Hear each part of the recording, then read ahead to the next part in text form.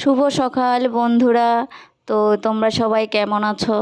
আমি আজকে একটু অন্যরকম ভিডিও নিয়ে আসলাম। এটা কোনো রেসিপি দেখাবো না, আমি জাস্ট এটা কী বানালাম ওটাই দেখাচ্ছি। এখানে নিয়ে নিলাম শসা, আর আমি বানিয়ে নিলাম হচ্ছে ডালিয়ার পোহা। তো অনেক দিন ধরেই ভাবছিলাম মানে ডালিয়া দিয়ে এক ধরনের খাবার খিচুড়ি খেতে খেতে আর ইচ্ছে করছিল না যে খিচুড়িটা খাই। তো কালকে মোবাইল ঘাঁটতে ঘাঁটতে দেখলাম যে এই ডালিয়া দিয়ে পোহাও বানানো যায়। তো আমিও ভাবছিলাম ডালিয়া দিয়ে পোলাও টোলাও কিছু বানাবো, তো হবে কি হবে না এটা নিয়ে আমার মনে একটু সন্দেহ ছিল।